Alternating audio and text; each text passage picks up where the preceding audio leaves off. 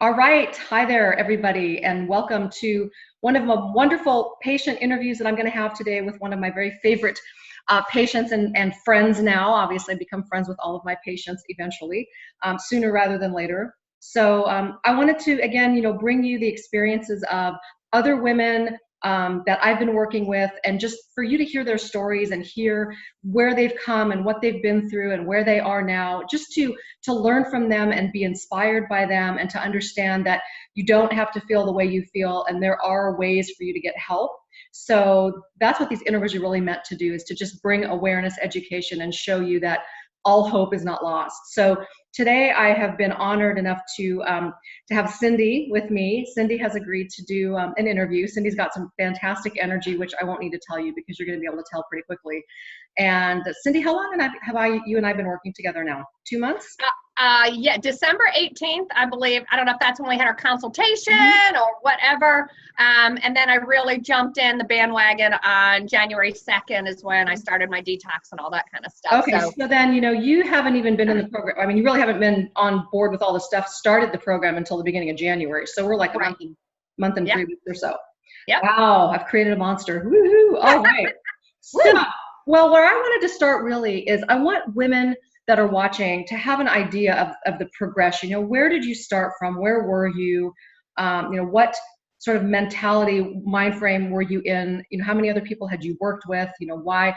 Tell me a little bit about where you were before you and I started working together.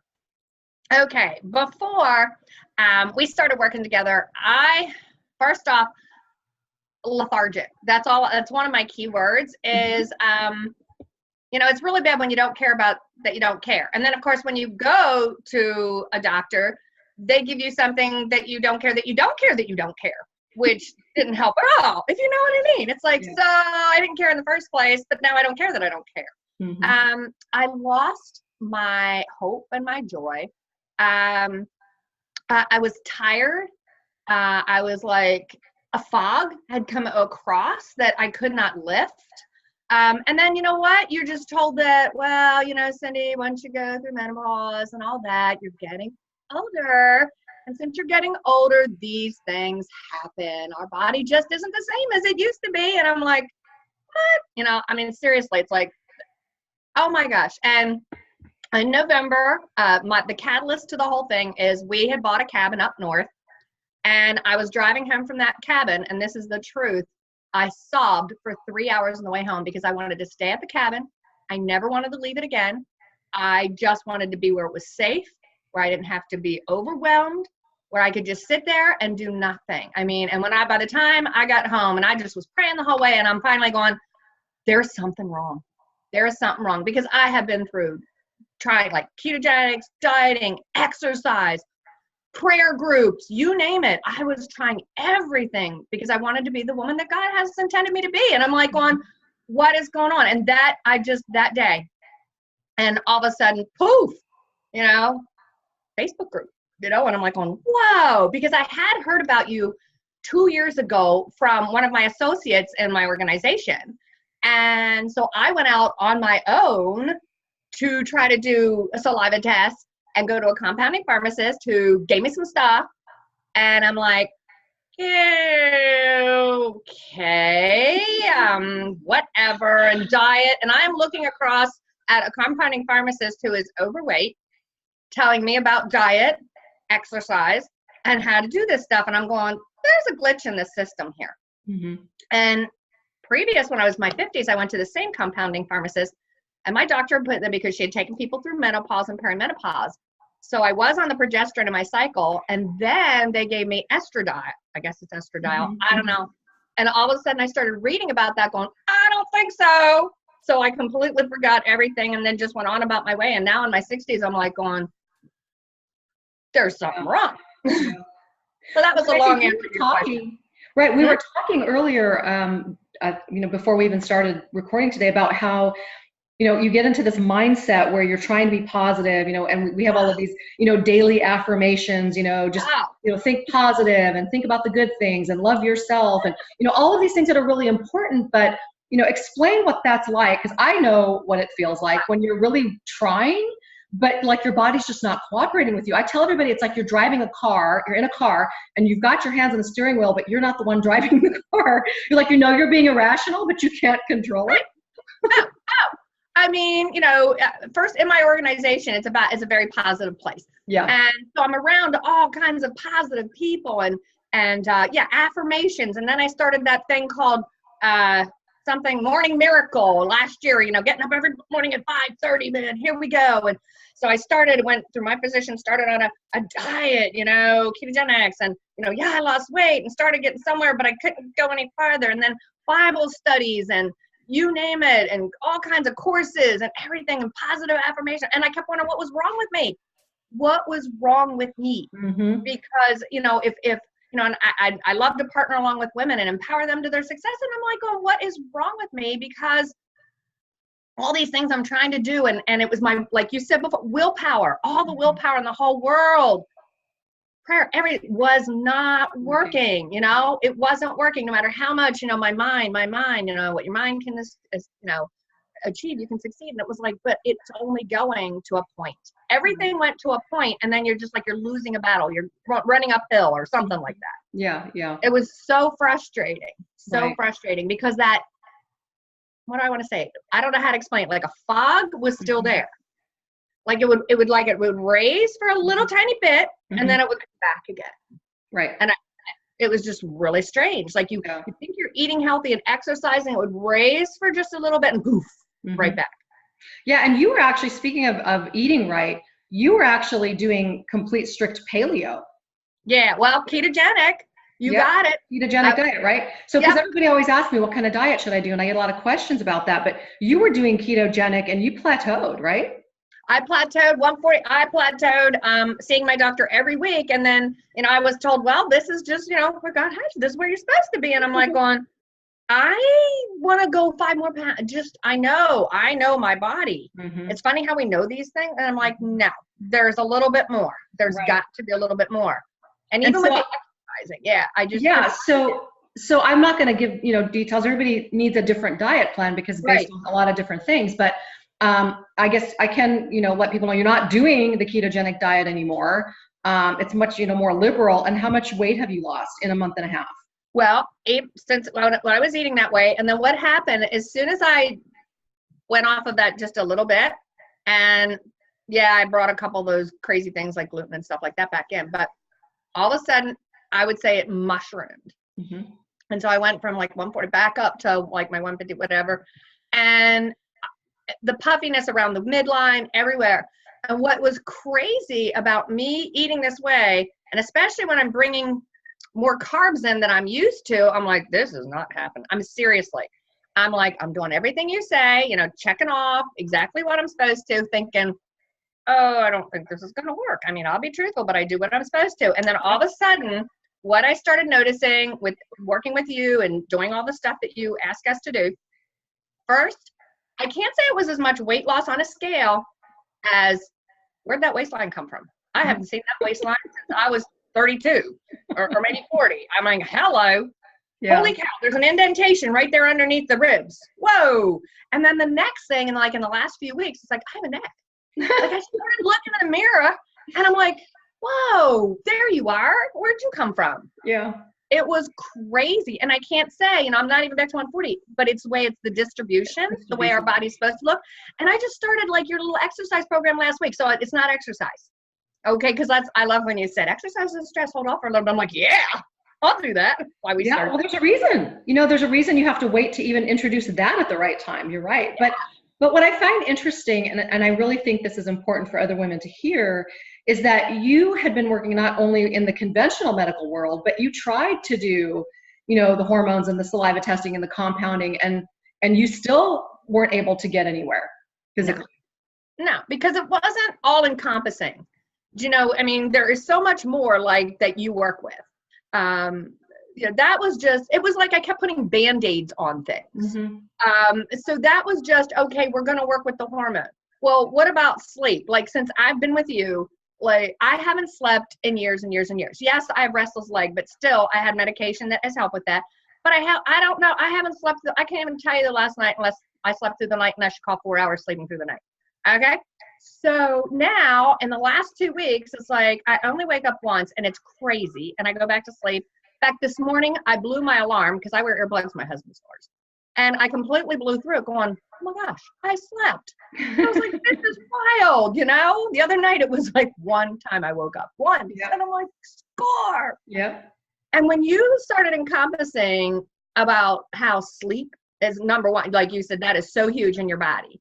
So the sleep, the diet, your supplements, everything that you're putting together, it's all encompassing. It's just not one Band-Aid to put on something. Right. Right.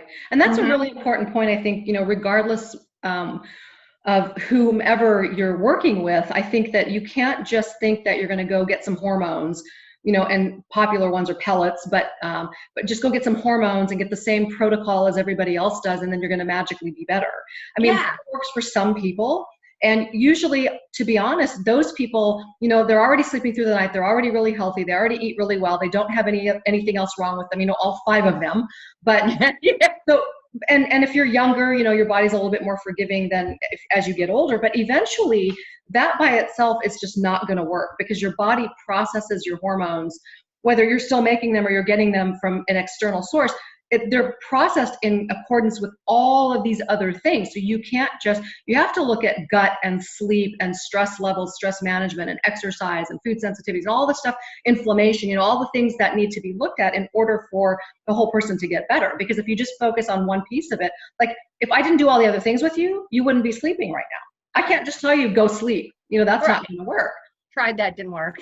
Right. I mean, gut health. Oh my gosh. Yeah, that's a whole that's a whole other ball of wax. I was there and now I'm like going, whoa, that's what I love about your modules. I am getting in control. I can be an advocate for my health.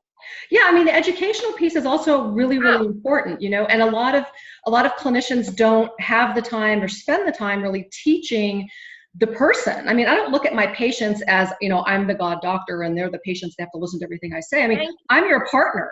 And so it's kind of like, a sisterhood, brotherhood, partnership where you're willing, like we're starting a business together and we're probably going to disagree unless you understand my rationale for what I'm doing. Just like when I said, don't do ketogenic anymore because for your body, that's not the right thing. And you're like, really? But I know, I loved it. Why? You weren't on board with me right away, right? So, so anyway, I mean, I'm obviously very compulsive. I take pride in saying that my first name spelled backwards is anal, and I say that all the time, and I'm good with that. So, but not everybody's like me, which is okay. I mean, God, if there was more than one me in the world, I really think there would be some kind of, God knows what. My children and my husband are really happy there's just one me. But I'm very regimented, and I have a very, specific way that I think things need to happen in order for people to get better. Now, not everybody does it that way, and that's not to say that my way is the right way, but it's just a way. So I guess my question to you is, because, obviously when people work with me, it's really comprehensive and it's different for everybody, so we don't need to get into the details. But I guess in what way have you found working in a regimented program like this where you're having constant, feedback and constant comprehensive collaboration and education and all these other things, in what way have you found that to be, like, what's been the most helpful piece of it, or has all of it been helpful for you? Okay. I love the education modules because I usually plug into them and just listen. And like, I was blown away when you, I think, talked about how blood tests and saliva tests the norms. Mm-hmm. When you look at the norms of all the people that go, well, all the people go and get those tests and so forth because they're not feeling right. So that means we have the norm of people that aren't feeling right. That's right. And that's supposedly the norm. When I heard that, I think, well, nobody can see me except for my husband, maybe. I had a jaw drop. I mean, I'm like, oh my gosh, I never thought about it that way. So when, being able to work alongside of you, first educating myself through the module and then working alongside of you and going through every one of those figures and saying, well, it might say this, but you're going to feel better if it's this, and we're going to do this to make it that. I'm like going, holy cow. Even with the 3 numbers you add together, and if they're over the 7, then you have food sensitivities. Yeah. Like, I'm dying to know what I was before when I was on ketogenics. Probably really bad. Probably. Well, yeah, actually, I emailed my doctor's office because I wanted to know those figures. That's funny. To me, I'm like, oh my goodness. And so I'm goal oriented. I want to get those things down to 7. or less, so I'm like, okay, what am I eating? And I love, doing this detailing of writing down what you eat. I mean, before it would like, yeah, okay, sure. And now that, and like your sleep patterns and things like that is eye-opening. So what you're doing is, by all this education, is you're giving us power over our circumstances. Exactly. And being able to work closely with you, especially through the app on my phone. And so I love that, like to be able to text you. And then I love our Q&As when we all get together, us gals. I mean, put a bunch of women on the phone together and you have a ball and you have a good time.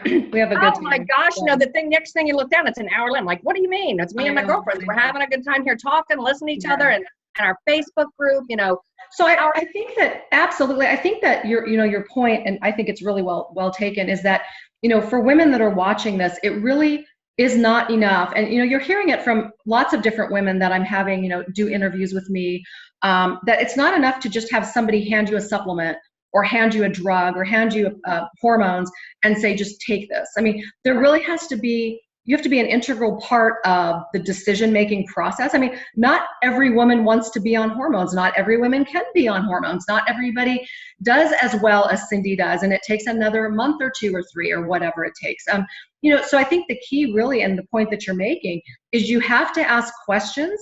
And in order to ask intelligent questions, you have to have the knowledge to ask questions. And then once you have the knowledge, then you'll know if who you're seeing knows what they're doing, because if they can't answer you in the correct way, then you'll know, red alert, time to get out. And, and that's what I think is another really important part, not only of me working with patients, but also of me having the Facebook group. So tell me, how are you feeling now? Aside from all of the different specific things that you and I've worked on individually, in the last month and a half, what have you noticed has changed? Other than the fact that I'm really glad this is recorded, because you're talking so fast, people can go back and really listen again. Well, my energy has increased. Yeah, how about that? Is that not crazy? But I'm my old self again. And everybody always just say, Cindy, you're a party in the box. And at first I'm like, do I take offense to that? And I'm like, no, that's what created me to be. That's a good thing. That's it. That's who he created me to be. That enthusiasm is what I have, but I had lost my enthusiasm. I would put the covers over my head in the morning. I lost my enthusiasm. And so when people are all of a sudden rediscovering, and first off, you call this stuff love juice. Well, my husband has a smile on his face. That's the farthest I'm going to go there. And if anybody would know him, he's a very quiet man, very extremely quiet. Everybody, that's why opposites attract.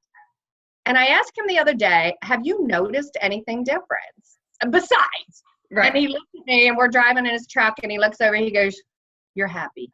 And to me, that was the best statement anybody could ever give to me. You're happy. The joy is returning. It's like the fog is lifting and the joy is returning. And to me, that is priceless. To go back to the person that you were created to be able to walk that out, to be a better wife, a mom, grandmom, great-grandmom, coworker, whatever it is, to be able to invest into others is so important. And that it's just, it's priceless. It's priceless. It really is. And you're sleeping, and you're redistributing your weight, and you've lost some weight, all those other things. But the most important thing, obviously, is that you're back to who you are. You are. Yes. I mean, people have, the other day I had lunch with someone, and she looked at me and she said, 2 days ago when I saw you, she goes, I noticed the clarity in your eyes, number one. And I'm like, what? She goes, oh yeah, I cannot tell you the difference in your eyes. I've noticed the clarity in your eyes. She goes, your skin. Oh my gosh. Now I've been using good skincare for a really long time. She goes, your skin, everything. She goes, you look younger. She goes, you look vibrant. You're alive. And she goes, your body. And I'm like going, oh my gosh, don't stop now. Right. But I feel that way. I just, I feel great. I really do. I feel like I want to get up. I feel like I want to engage with people. See, I stopped engaging. I didn't want to, I just did what I had to do. Yeah. And that's a horrible life to live when you're just doing what you have to do to get by. Right. And all these people kept talking about retirement. I'm like, oh, okay. And before, there's no way. I'm like, well, I'm never retired. I'm just like, look, there's too much life to live. And then I was like, well, that sounds like a good idea. Let's go sit in my cabin the rest of my life. Yeah. Right. Right. Yeah. Well, so I guess in closing, I guess if you were to give all of the women, because you said one of the things that you're empowered and passionate about doing is helping other women be their best selves. If you were to give women one really impactful piece of advice, what would that be? Invest in yourself. Because first off, when you invest in yourself, you need to invest in your mind, because you need to get the knowledge you need for yourself. You want to invest your time, because it's so very important to get time with. And some of us women, what we do is we just go, instead of stopping and realizing the importance of taking care of us. So we have to invest in ourselves. And you know what? And that's the thing, don't feel guilty doing it. As women, we feel guilty when we invest in ourselves, and we cannot do that, because once our cup is filled, then we can go out and fill up so many other people. So to me, invest in yourself and invest in me. It was so important for me to invest in this, you know, in what I did and so forth. So, yep. That's a great piece of advice, actually. In fact, I think I even need to take that piece of advice. I finally told my 16-year-old yesterday that I'm no longer going to cut his hair. He's like, what? What do you mean you're not going to cut my hair? I'm not doing it anymore, unless you're going to start paying me. He's like, really? I'm like, yep. I'm going to go get my toenails done instead. There you go. He's like, those are the things. What happened to you? I'm like, let's see. I'm putting myself before you for once. What do you think? So yeah, it's a work in progress. And I think that we're just sort of naturally meant to be that way. But I think that also, whether or not it's meant or not, I think people tend to sort of take advantage and take us for granted after a while. And then it just becomes a vicious cycle. So it's such a really important piece of advice that you give people. And I get to even follow it today too. See, I learned from my patients, my partners. I call them so thank you so much. I really do appreciate you sharing your knowledge, wisdom, and experience with all of the women out there. And hopefully women will share this with their friends and invite more friends. And you know, we'll start a movement. I want to be the person to start the movement that, you know, instead of just say no, N-O, just say no, K-N-O-W. To the medical world, you know, just get over yourselves and get over the fact that you're not, you know, all knowing. And in fact, you know, I posted yesterday in my group where, I mean, blatantly abnormal labs and doctors are like, everything's normal. And it infuriates me as a patient and a person, and it embarrasses me as a physician. And I just think that something needs to change so that the whole system changes, because the system's really broken. Forget insurance, forget drug companies. I mean, even aside from that, this is a really broken system, and unless we demand change, it's never going to change. Exactly. So I'm a troublemaker in a good way. I mean, I want to make trouble and changes in a way that's going to benefit people, and especially women, because I really think that we get blown off a lot. And I've been on the receiving end of that. I mean, I have had to be a patient before. And, you know, when you're a guy, you know, most of the time guys don't usually go to the doctor anyway. And if they do something really wrong. So I think there's just this big misconception that if a woman goes to the doctor and you can't find anything wrong with her, it's just all in her head and she's nuts and she's stressed out and it's just whining, it's her age or it's whatever. But it's not. And so, you know, trying to have the discussion without making it, you know, gender-based or sex-biased or whatever, but it kind of is. And it's not just male doctors that do it, female doctors do it too. So I think a lot of it has to do with the way we're trained. I don't think it has anything to do with, oh, he's a man, he's going to treat me worse than if I go see a woman doctor, because I've met some really hateful woman doctors that want nothing to do with listening or, you know. So in fact, the patient I discussed yesterday on my Facebook post, the doctor she was seeing was a female. So, you know, it's not about even age. It's not about gender. I hear people say, well, I'm going to go see a younger doctor, so maybe they'll be more progressive. Not necessarily. So, you know, it's like trying to find a good man, right? The three hardest things to find are a good hairdresser, a good guy, and a good doctor. So once somebody figures out the magical trick to one of those three things, let me know. I think I got the first one down. The second one, hairdresser, is still a work in progress. That's why my hair always looks like this.